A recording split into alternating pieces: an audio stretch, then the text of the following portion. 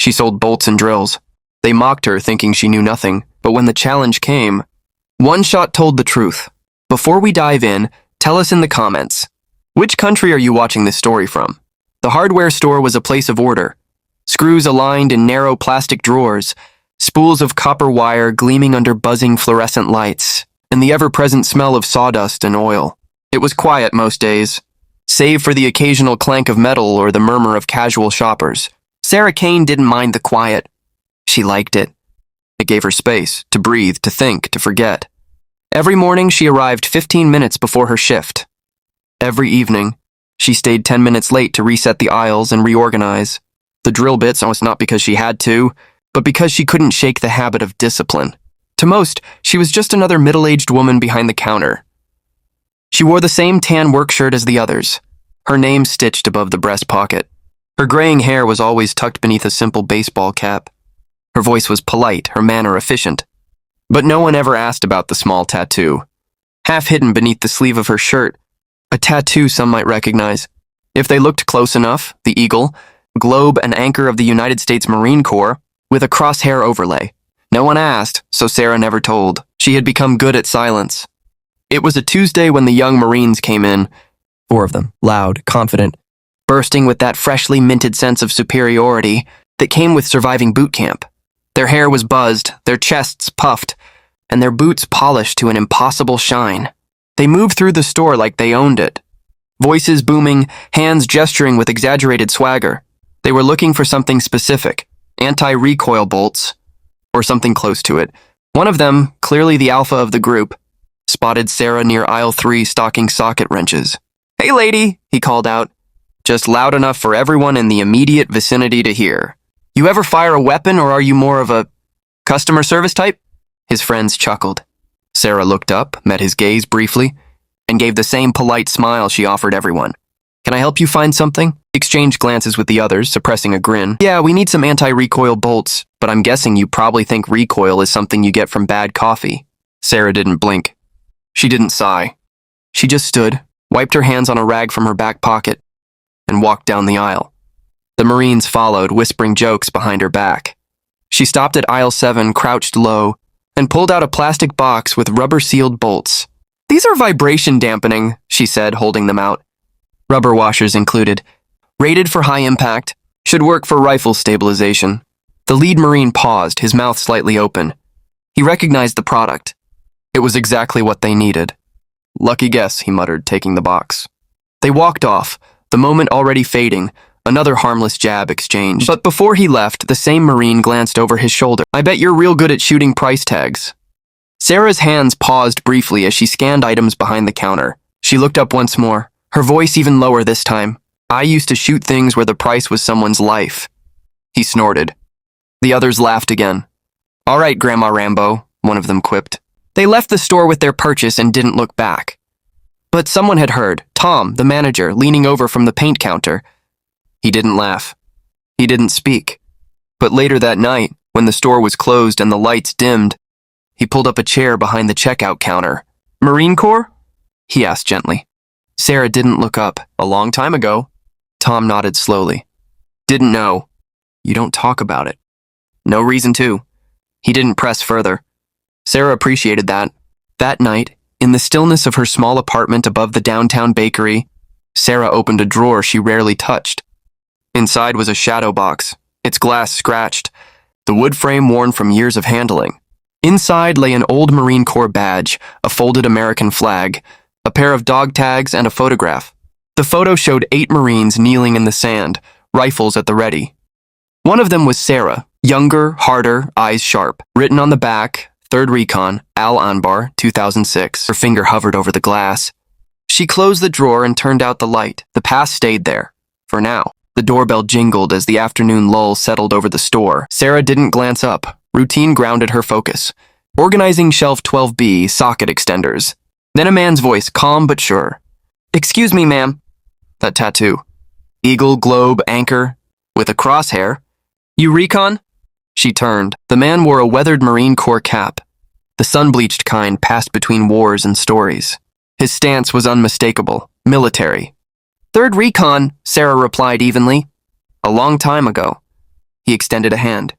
Sergeant First Class Mike Rodriguez. I run the local civilian marksmanship program. Heard of Viper 9? Took a 1,200-yard shot in a sandstorm, saved a squad. Her lips tightened. People exaggerate. He didn't flinch. Some do. But legends usually start with a truth. We're holding an event this weekend, Rodriguez said. No uniforms. Just instruction. Young civilians, some curious about service. Thought you might help, Sarah started to decline. Then paused. No names. No stories. Understood, he said. Just guidance. That night she sat on her bed. Drawer open. A photo of her unit lay beneath a folded patch, worn dog tags resting beside it. The woman in the picture was younger, harder, determined, a sniper. She held the photo not to remember, but to ground herself. A quiet nod. She would go. Saturday brought overcast skies to the local range. Families arrived with lawn chairs. Teenagers lined up nervously with rented rifles. Sarah arrived unnoticed. Faded fatigues, ball cap. She stayed near the equipment bench. A girl, 16 maybe, shook as she adjusted her stance. Sarah stepped close. Too tense, she whispered. Exhale slowly. Don't yank the trigger, press. The shot struck just off center. The girl's eyes widened. Sarah nodded and moved on. Rodriguez watched from afar. Still got it, he muttered. They arrived just before noon. 4 young Marines swaggering across the lot like they owned it. One of them, Collins, recognized Sarah from the hardware store. But only by her apron, not her history. Look who's here, he snorted. Didn't peg her for a shooter. Rodriguez stepped in. Lane 6 is open. Follow protocol. They set up cocky, each fired loudly. Good enough to impress the crowd, but lacking discipline. As Sarah packed up a few tools, Collins walked over. Hey, hardware lady? Want to see real Marines shoot? Or just selling screws today? Sarah didn't answer. She simply returned to coiling rope. Collins reached into his pocket and pulled out a quarter. Let's play a game. I tape this to the 100-yard target. You hit it, I buy every tool in your store. Miss, you admit you don't belong here. Rodriguez frowned. You don't have to do this, Sarah. She stood, took the rifle he offered, checked the bolt, felt the weight, familiar. Without a word, she walked to the line. Collins taped the quarter, waved theatrically. Ready, Annie Oakley? Sarah lay prone, adjusted the bipod, checked wind direction, form for east, humidity rising. One breath, half exhale, crack. The quarter split cleanly. The echo of the shot lingered. The crowd was stunned. Rodriguez stepped forward. That's Viper 9, Marine Scout Sniper. Saved 8 men in Al Anbar, holds a record that still hasn't been broken. A young Marine in the crowd stepped forward, eyes wide, voice trembling. Ma'am, my dad is Sergeant Walker. He told me about you. Said a shot saved him. He called her a ghost. Said she never missed. Sarah looked at him, emotion flickering beneath her calm exterior. Walker's boy. You've got his stance. Tell him Viper says Semper Fi. She returned the rifle. Walked toward the parking lot. No speeches, no thanks. Just the wind. The silence behind her was heavier than any applause. Monday morning came with a quiet normalcy. Sarah opened the shop like always. Fluorescent lights buzzed. The door clicked open. Screws and socket sets, the quiet rhythm of retail life. But something had shifted. Tom, her manager, approached her with a peculiar smile. He didn't say anything at first. Just handed her a framed newspaper clipping. Faded, yellowed with time. It showed a younger Sarah in full combat gear, kneeling beside a sniper rifle. The headline, Marine Sniper's Legendary Shot Saves Squad in Al Anbar. Sarah froze. How did you get this? Google, Tom said simply. Didn't think you'd hang it, so I did. People should know. She didn't answer. But she didn't take it down either. That afternoon, a small group of customers came in, more than usual. They didn't need anything urgent. Some didn't even shop. They just nodded, said thank you in a tone that meant more than retail courtesy. Among them was Collins. No swagger this time. He approached the counter cautiously, like walking through a minefield of his own making. Ma'am, he began. His voice was rough, nervous. Sarah turned impassive. I wanted to apologize. What I said at the range, I didn't know. Weren't supposed to, she said. That's the point. It's not an excuse, he said quickly. I've been thinking about what you said. About shooting things where the price was someone's life. I never understood that before, I do now. Or at least I'm starting to. Sarah studied him for a long moment. Then she said quietly, if you stay in long enough, you will. And if you do, remember that every shot means something, even the ones you don't take. He nodded. Yes, ma'am. He left without buying anything. It didn't matter. Later in the week, a little boy came in with his mom.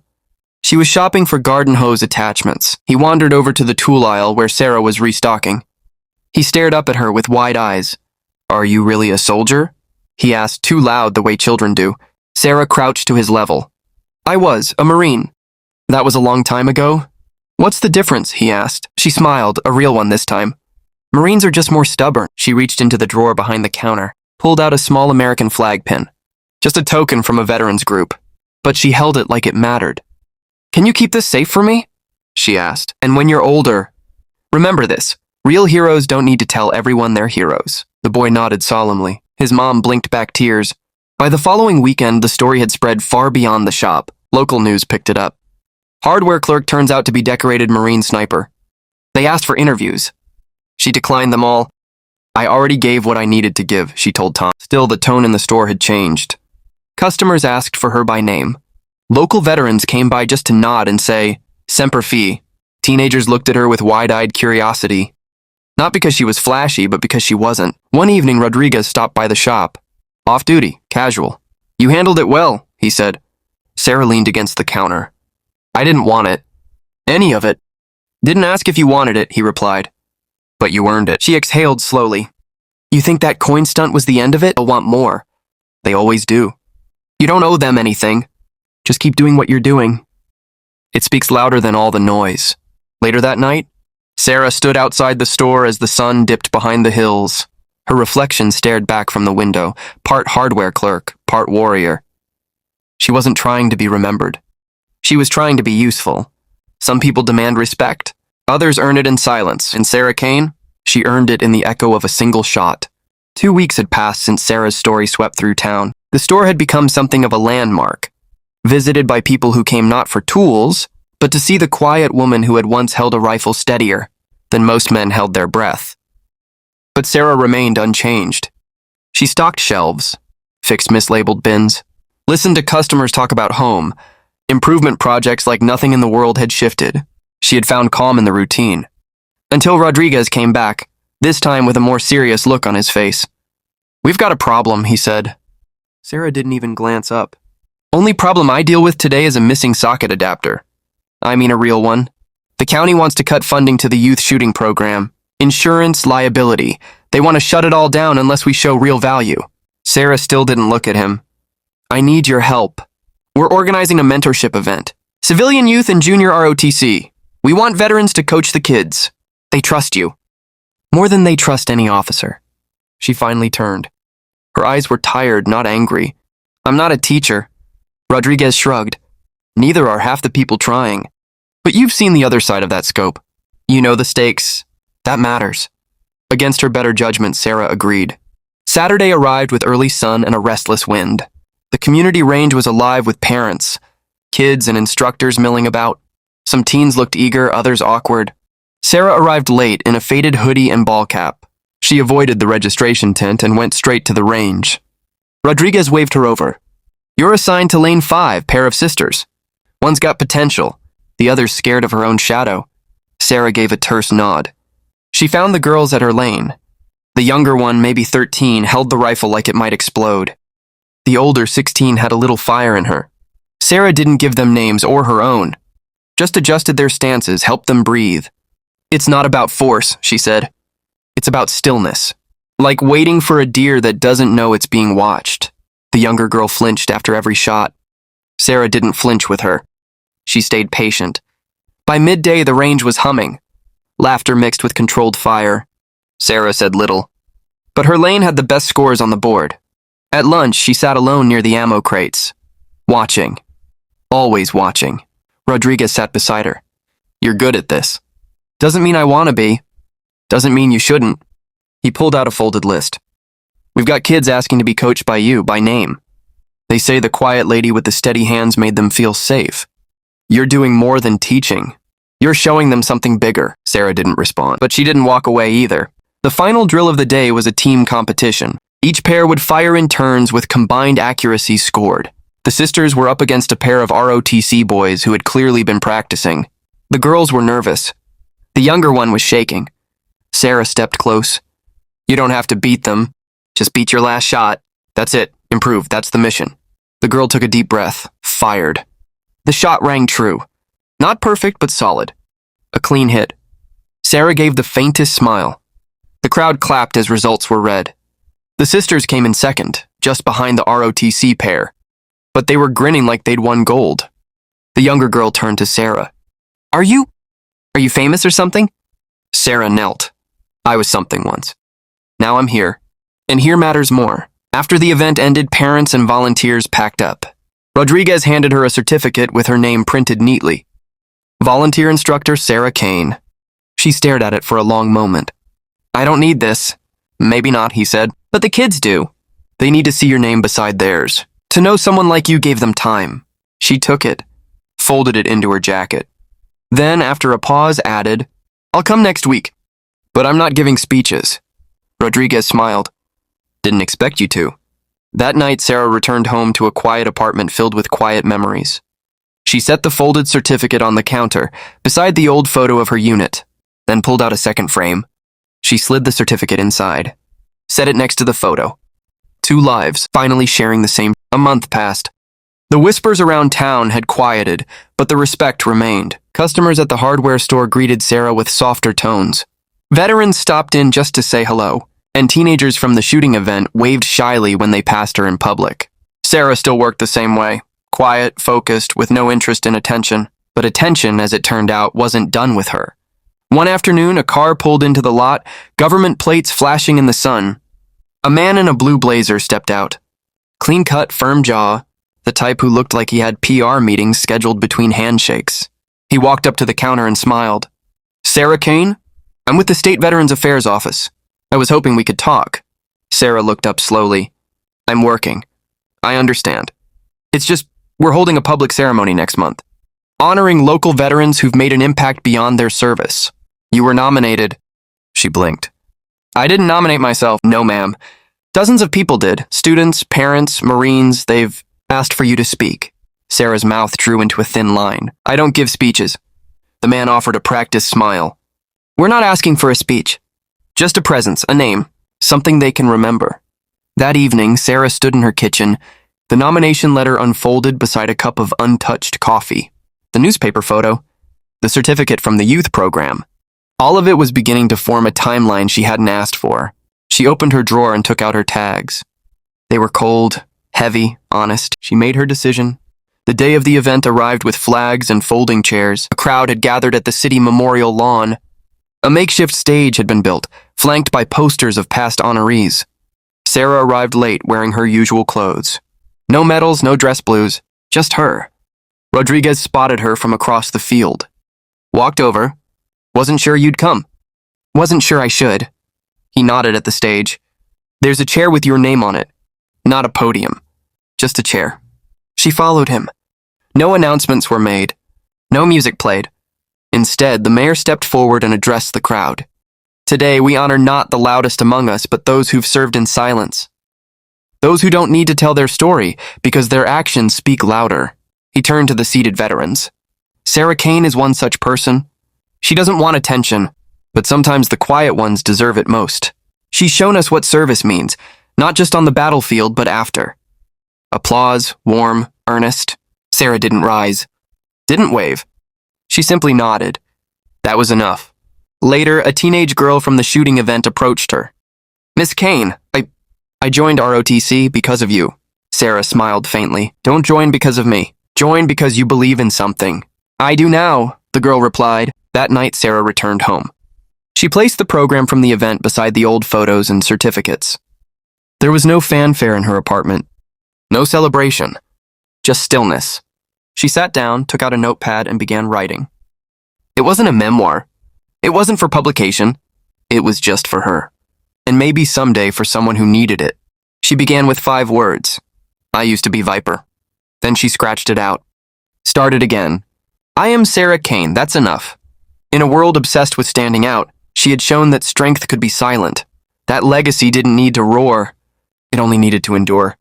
If Sarah's quiet strength moved you, don't forget to like, share, and subscribe to Black and Wronged, the channel where real stories of honor, humility, and hidden heroism are brought to light. Turn on notifications so you never miss a story that matters. And in the comments, you may let us know. Have you ever met someone whose silence spoke louder than words?